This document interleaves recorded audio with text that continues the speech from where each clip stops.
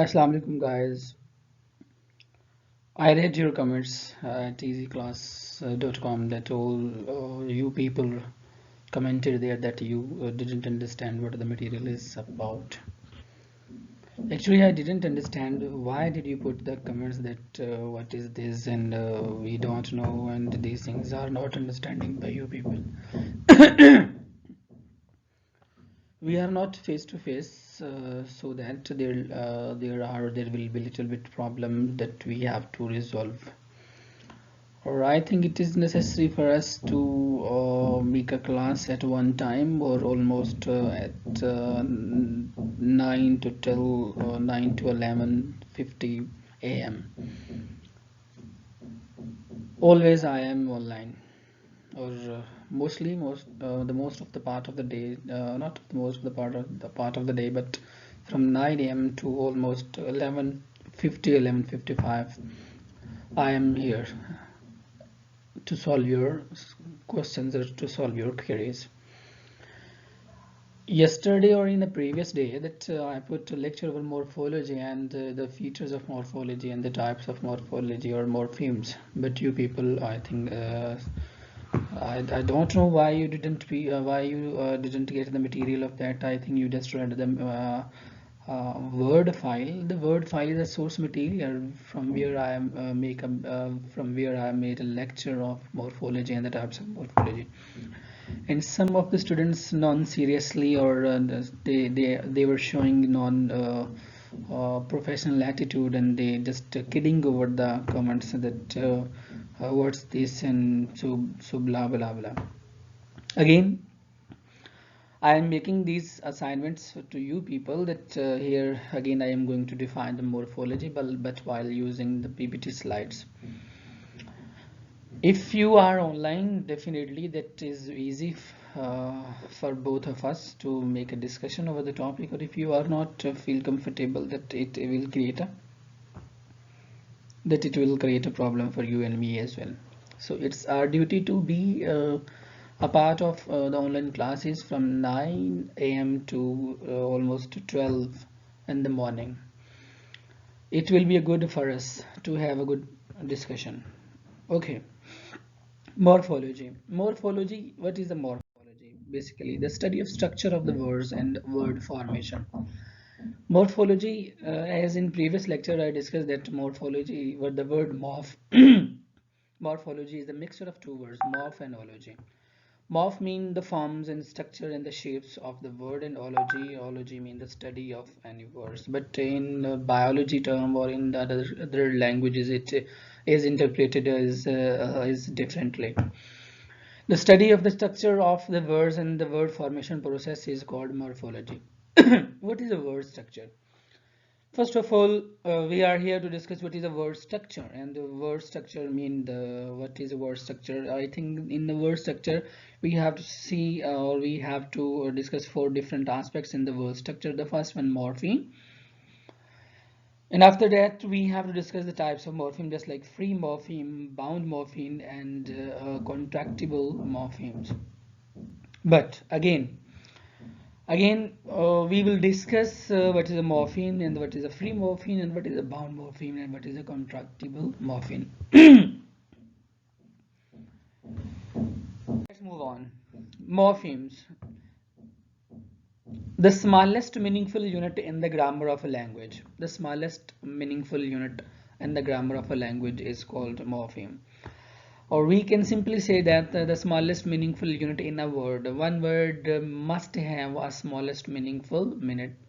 It means one word. It is necessary for a word to have a meaningful unit. It means necessary for a word to have a morpheme. It means morpheme. It is necessary for a word to have a morpheme.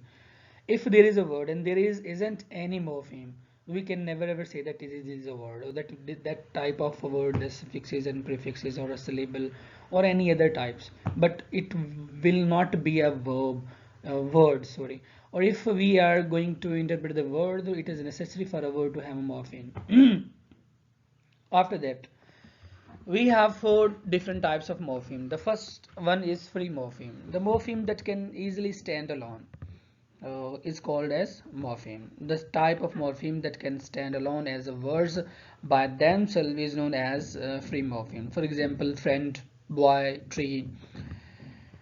Free morpheme further has two categories, and free morphemes have further two categories. First one, lexical morpheme. Lexical morpheme always are known as open class because we can add morphemes to these words. These are noun, verb, and adjectives. Sometimes we say that noun, verb, and adjective are capable enough to make other words from these types of words. Just like girl is a noun, jump is a verb, red is adjective, boy is a noun, look is a verb, pink is an adjective. We can make other verbs from these words. How?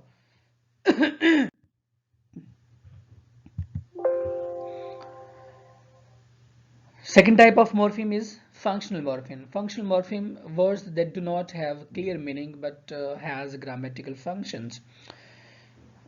As in first one, lexical morpheme, we discussed that we included all the words related to noun, verb, and adjective.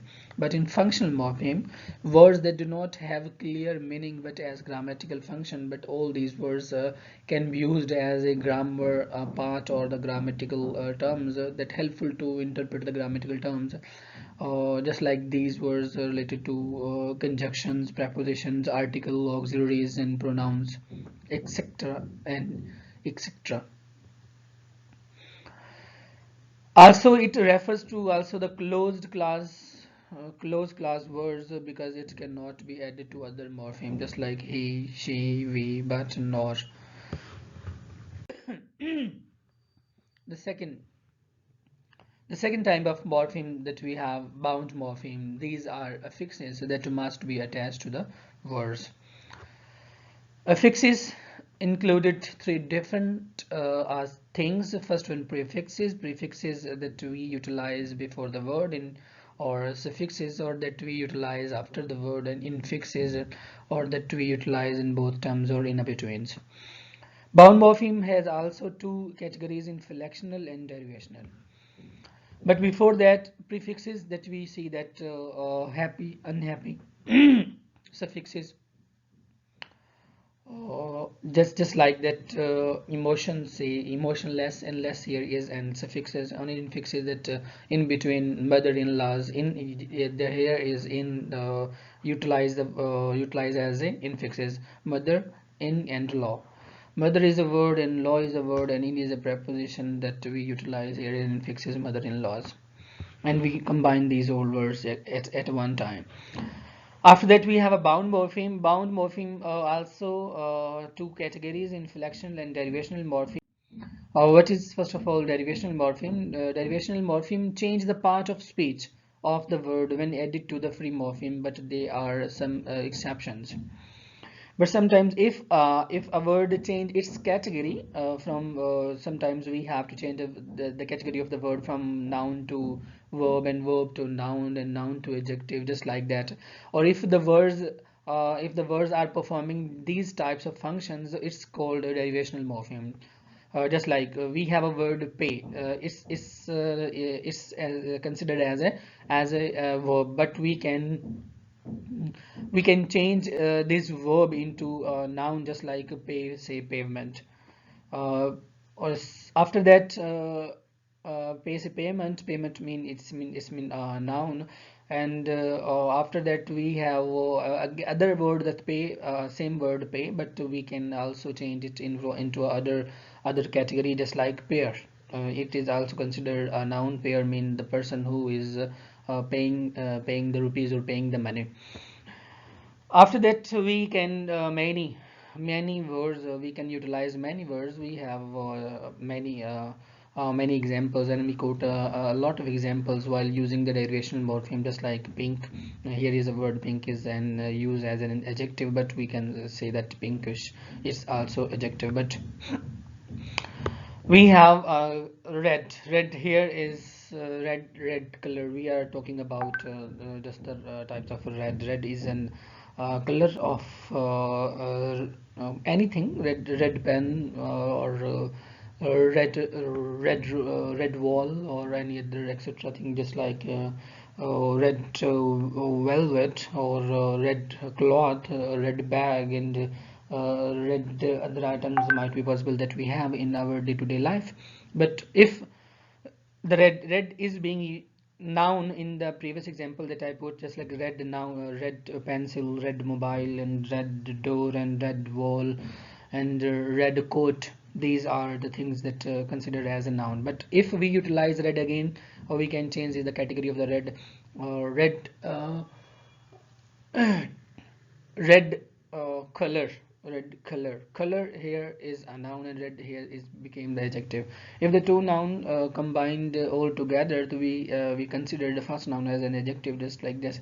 As I put example, red mobile. Here the mobile is a noun, and the red is an adjective. Or if we just say one word, it is a red, and it's mean red here is a noun. Red is a function of a noun. But if I say that red door, door is a noun, and red is an adjective. If I say red wall, wall is a noun, and red is an adjective. So we change the category of the word red to noun to adjective. So if we try to change the category of the word, or the function of the word, it is called as a derivational morpheme. After that, we have the list of the derivational morpheme, just like prefixes and re, pre, un, ex, mis, co, etc, etc. Suffixes ish, less, or ly, etc, etc. After that, we have inflectional morpheme. Inflectional morpheme mostly that indicate the aspect of grammatical function of a word. Just like boys, it's mean boys. Cleaned, cleaning, cleans. Taken, simplest or heavier. If morpheme that are used to indicate aspects of the grammatical function, are you understanding what I'm trying to indicate, that what is the grammatical function of a word? Here the word is a boys mean boys, it's mean it is no, it is utilized as a noun. Or cleaned, here cleaned, cleaned, cleaning, and cleans, it's a different three aspects of the word, one word. First one, clean. It's the second form, or we can say that it's a past participle of the word clean. Or cleaning, it's a present participle while utilizing the ing form with the clean, cleaning, or cleans. S is suffixes to the word of clean. But three words we can say that all being used in the category of a verb. But here are some inflections, or just in order to indicate the grammatical function. Do you understand? Or if there is a problem, or you can ask a question after that.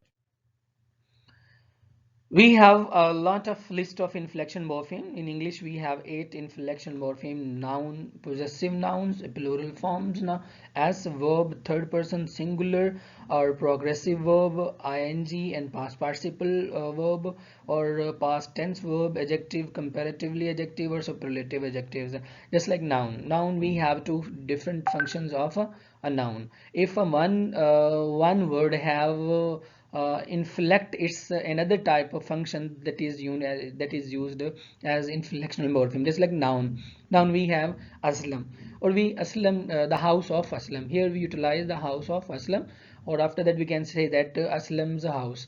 Aslam or aslams, both are considered as a noun. Aslam or aslams, here both the word are considered as a noun. After that, we can say that this is singular. We can also make them plurals.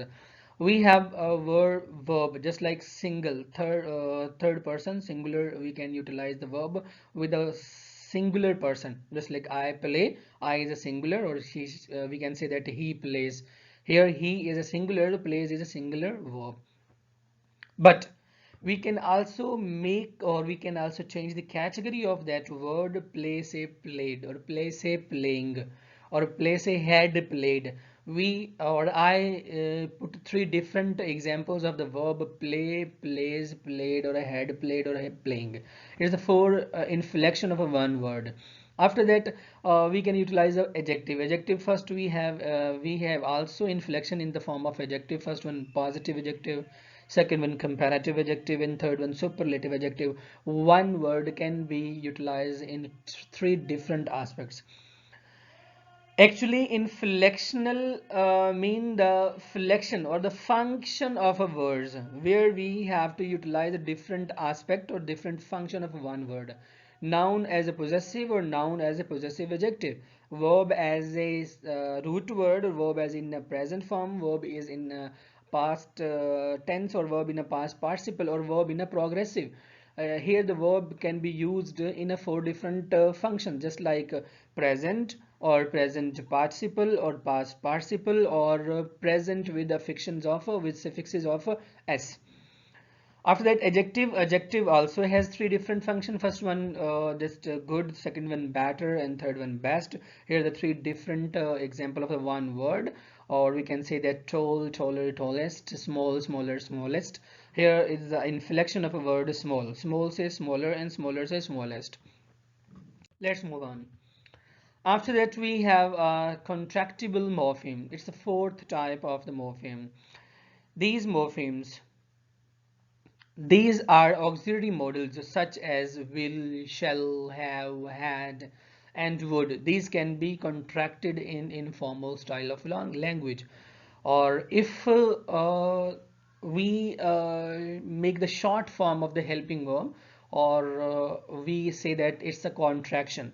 I don't know either you have the concept of contraction. Contraction mean where we have to, or when we have to utilize a helping verb in a short form, just like I am की बजाय हम अगर हम कहें am, और अगर I will की बजाय अगर हम कहें I'll, और अगर हम कहें जी they had की बजाय हम just they apostrophe d लिख दें, they had, और did not की बजाय हम didn't लिख दें, are not की बजाय हम aren't लिख दें, और हम will not की बजाय हम wouldn't लिख दें. These are the contraction or contractible morphemes. It is mean contractible morphemes just like included in the type of auxiliaries, helping verb, and modal auxiliaries, where we have to utilize the short form of all the helping verb, all the modal auxiliaries, and auxiliaries verbs. Are you understanding? I w I double l की बजाय अगर हम लिखें I comma double L oil, they had के बजाय लिखें दे और just D, कॉमे के साथ अपोस्ट्रोफी के साथ डी लिखें, दे वुड हो जाएगा, या दे हैड कंसिडर कर लेंगे. और most easiest example that are not की बजाय अगर हम लिखें अरेंट, डिड नॉट की बजाय लिखें हम डिडेंट, एम नॉट की बजाय लिखें एंट, shunt. Or if we are trying to make the contraction of the helping verb, this process is considered as a contractible morphemes. Hope so you are understanding what I am trying to say. After that, we have to understand what is a root and what is a stem. There is a lot of not a lot of difference, but little difference between the root and stem. Root words are the basic part of a word that carries meaning. It's mean it is necessary. It is necessary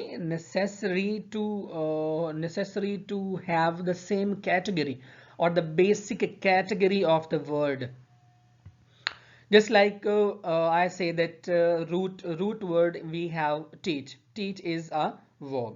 Or if we utilize a noun from, or if we are going to make a noun from teach, say teacher, or teach to teacher, so here the teach is a root word, or teacher is a stem.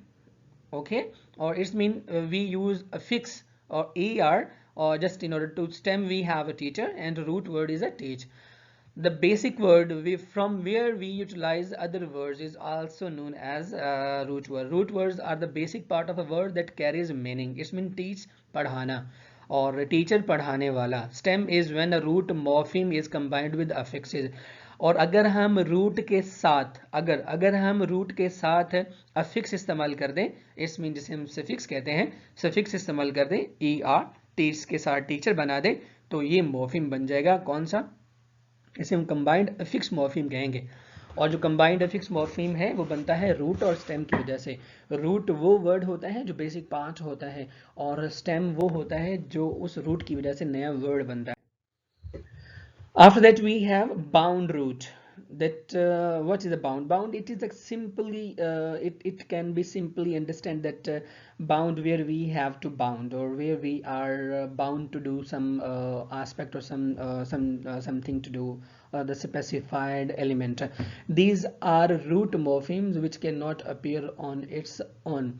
ये कभी भी अपने, ये होते तो root ही morpheme होते हैं, लेकिन ये can never ever be stand alone, just like receive. तो री कभी भी अकेला इस्तेमाल नहीं हो सकता, जब भी इस्तेमाल होगा तो ये किसी मजीद वर्ड के साथ इस्तेमाल होगा। रिसीव है, रिसाइट है, और रीफिल है। इट मीन ये बाउंड ऐसा बाउंड रूट है जो किसी रूट के साथ ही इस्तेमाल होता है, इसके अलावा ये इस्तेमाल नहीं हो सकता। तो बाउंड मॉर्फीम हमारे पास क्या होगा, डिस से डिस्यूड। और बाउंड रूट क्या होगा, रूट हमारे पर यहाँ पर री जो है ये एक बाउंड री रूट है। तो ये रूट इट्स मीन ये ऑलरेडी एग्जिस्ट करती है, बट इसका कोई मतलब हम कह सकते हैं कि रिहर्सल हम कर भी सकते हैं और नहीं भी कर सकते।